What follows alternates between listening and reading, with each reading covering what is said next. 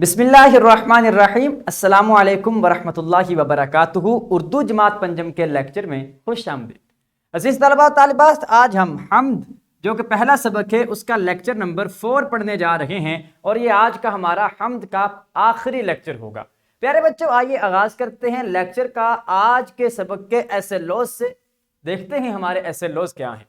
آج کے ہمارے 3 ایسے لوز ہیں۔ پہلا ایسے لو ہے تصاویر، خاکے اور اشکال دیکھ کر کسی منظر، واقعے یا خیال کا درست اظہار کر سکیں۔ دوسرا ایسے لو ہے لغت میں الف بائی ترتیب سے الفاظ کے معانی تلاش کر سکیں۔ اور تیسرا ایسے لو ہے شعر یا نظم پڑھ کر اس کا مفہوم لکھ سکیں۔ تو یہ 3 ایسے لو ہیں۔ ان تینوں ایسے لوز کو آج کے لیکچر میں ہم سیکھنے کی اور جاننے کی کوشش کریں گے۔ آغاز کرتے ہیں اپنے لیکچر کا۔ لغت میں الفاظ الف بائی ترتیب سے درج کیے جاتے ہیں۔ اس ترتیب کا مقصد الفاظ کو آسانی سے تلاش کرنا ہوتا ہے۔ لغت یعنی ڈکشنری میں الفاظ کو الف بائی ترتیب کے اعتبار سے لکھا جاتا ہے، اور آپ الف بائی ترتیب کو بچپن سے سنتے آئے ہیں، پڑھتے آئے ہیں۔ یقیناً اب یہ بات آپ کے ذہنوں میں بہت حد تک محفوظ ہوگی۔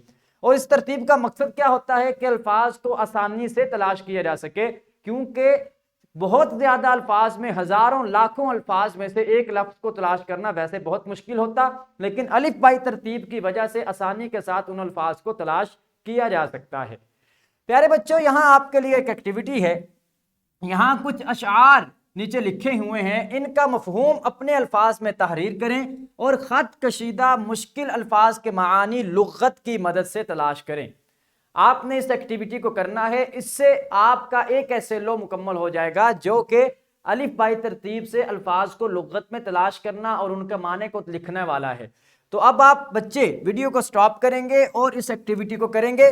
یہ جو خط کشیدہ الفاظ ہیں، ان الفاظ کے معانی آپ ڈکشنری سے، لغت سے تلاش کریں گے اور ان کو لکھیں گے، اور ان اشعار کا مفہوم بھی اپنے لفظوں میں لکھیں گے اور تحریر کر کے اساتذہ کرام کو دکھائیں گے۔ جی تو پیارے بچوں، یقیناً آپ بچوں نے پریکٹس کی ہوگی اور آپ اس کا مفہوم بتانے کے اور ان الفاظ کو لغت سے تلاش کرنے کے بھی قابل ہوئے ہوں گے۔ عزیز طلباء و طالبات، یہاں ایک تصویر آپ کے سامنے نظر آ رہی ہے جس میں ایک پھول ہے، اور اس پھول کے اوپر ایک چھوٹا سا کیڑا بیٹھا ہوا ہے جسے ہم تتلی کہتے ہیں۔ تو پیارے بچوں، اب آپ نے اس تصویر کو دیکھنا ہے اور بتانا ہے کہ اس تصویر میں آپ کو کیا نظر آ رہا ہے۔ تو یہاں پہ ویڈیو کو سٹاپ کریں اور اپنے کمرہ جماعت میں اپنے اساتذہ کرام کو بتائیں کہ اس تصویر میں تتلی کیا کر رہی ہے اور یہ کیوں کر رہی ہے۔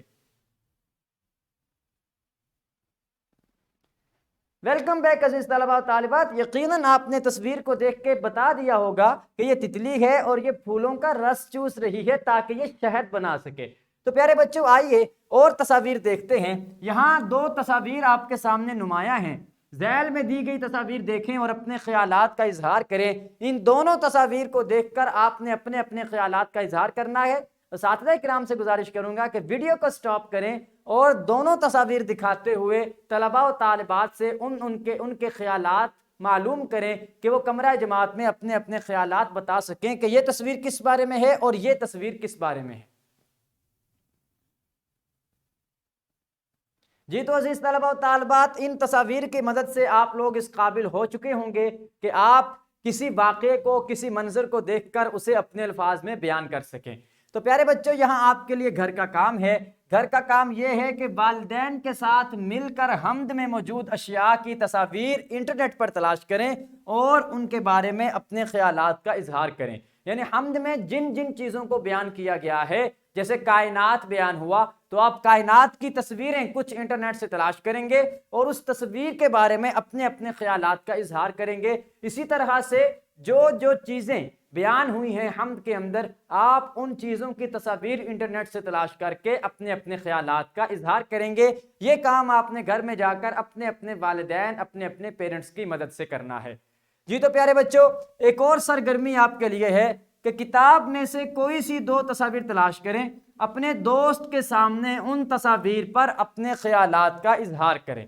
کوئی پوری کتاب کے اندر سے 2 تصاویر لیں اور اپنے دوست کے سامنے اپنے اپنے خیالات کا اظہار کریں۔ پھر آپ کا دوست 2 تصاویر کو منتخب کرے اور ان کے بارے میں آپ کے سامنے اپنے خیالات کا اظہار کرے، تو یہاں پہ ویڈیو کو سٹاپ کریں اور آپس میں مل کر اس ایکٹیویٹی کو مکمل کریں۔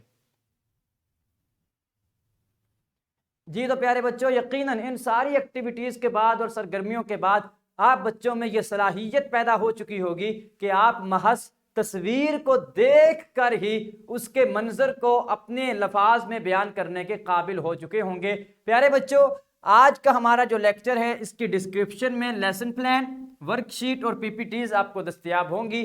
ہمیشہ کی طرح آپ انہیں ڈاؤن لوڈ کریں گے، ڈاؤن لوڈ کر کے آپ ان سے رہنمائی لیں گے اور ان کی رہنمائی کی روشنی میں آپ اپنے سبق کو تیار کریں گے۔ اس کے ساتھ ہی ہمارا سبق نمبر 1 جو حمد سے متعلق تھا وہ مکمل ہوا۔ انشاءاللہ پیارے بچوں کل ہم نئے سبق کا آغاز کریں گے، سبق نمبر 2 کا۔